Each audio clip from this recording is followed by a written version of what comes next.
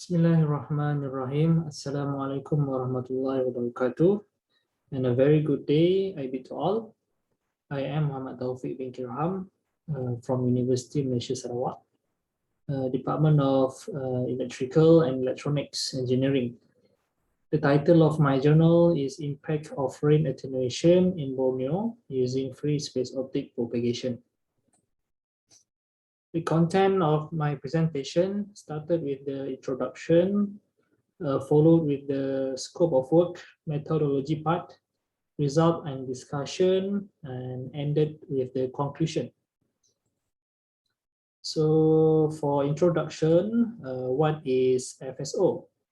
FSO, or well known as free space optics, is typically refers to outdoor terrestrial links that operates over distances from a few tens of meters up to several kilometers. So the use of free space optic is highly recommended in the telecommunication community for applications that demand capability of very large bandwidth. So why free space optics? Basically, this slide refers to the advantages of free space optic. So free space optics is license-free operation. It is cost-effective in terms of the equipment and act as fiber optic backup, and it is easy and fast installation process. Meanwhile, there are also some disadvantages of free space optic, which the system will undergo beam dispersion as well as atmospheric absorption. And then other than that, the performance of the system is affected due to weather condition such as rain, snow, and fog attenuation. So the objective of this finding is to investigate the attenuation effect on free space optic system using atmospheric model, and then to simulate the performance of free space optic using OptiSystem software. And then finally to analyze the simulation results to determine the outcome of the study. Moving on to the scope of work. So the study involves two approaches, which are theoretical and simulation work. The theoretical approach is based on the atmospheric model.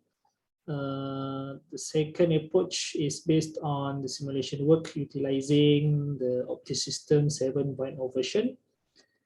To observe the effects of the attenuation due to the link system. So for methodology part, for data analysis, the rainfall data is collected from MMD department, Malaysia Meteorological Department. The data is based on Kuching Sarawak Station. Data are collected between the period of 5 years from 2015 until 2019. The analysis concentrates on rainfall since it is considered the dominant weather that affects the Borneo environment. So the rainfall rate was measured by using a rain recorder. The rain recorder is the measurement the instrument for measuring the rainfall over a period of time. So here is the raw data from MMD department. The data includes the station number, the specific year, month, day, followed with the rainfall rate.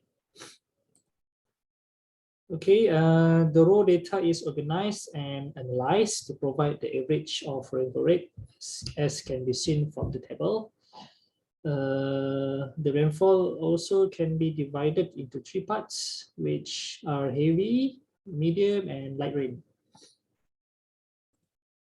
So basically, there are four equations used in this finding. All the equations are in the form of sequences to produce the atmospheric model. The scattering coefficient is basically refers to Stokes law. The atmospheric and also geometrical attenuation refers to Beer's law. The combination between atmospheric and also geometrical attenuation will provide the atmospheric model, which is well known as the total attenuation equation. So for result and discussion part, it is divided into two parts, which is theoretical for the first one and simulation for second one. As for theoretical part, first graph refers to relationship between scattering coefficient versus the rainfall rate. So this result is generated through the scattering coefficient equation from Stokes' law. So the result indicates that the scattering coefficient is linearly proportional with the rainfall rate.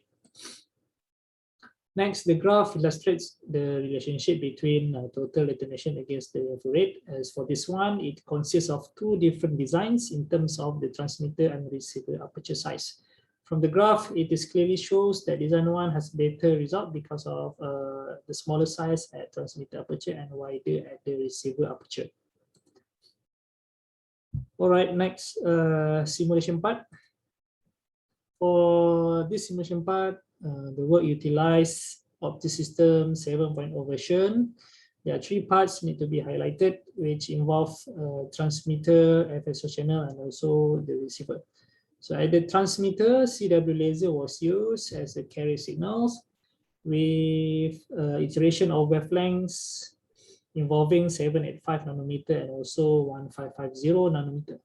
The signal is modulated with the Mach-Zehnder modulator.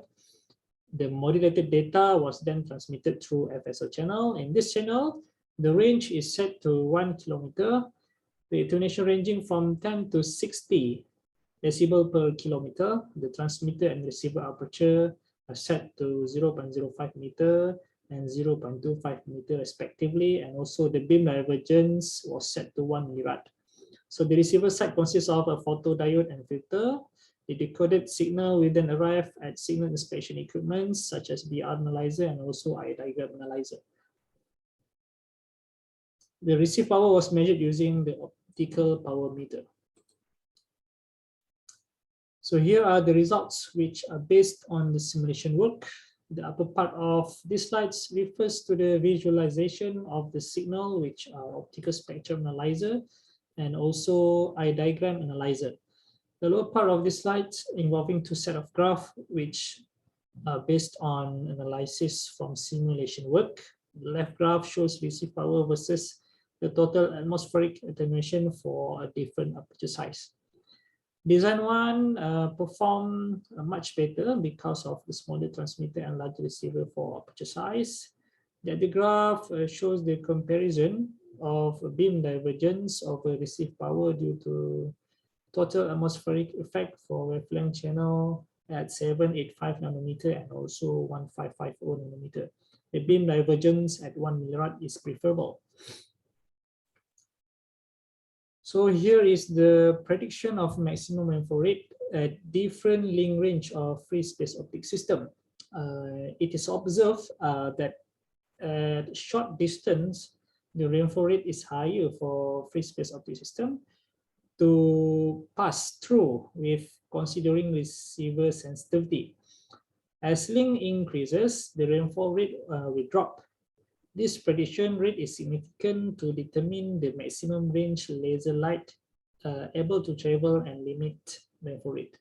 Hence, this illustration is best describing the impact of rain attenuation to the performance of free space optic communication system. Last but not least, the conclusion part. So we can observe here, the result shows that rainfall in Malaysia, specifically in Borneo environment, can affect the transmission of FSO signal.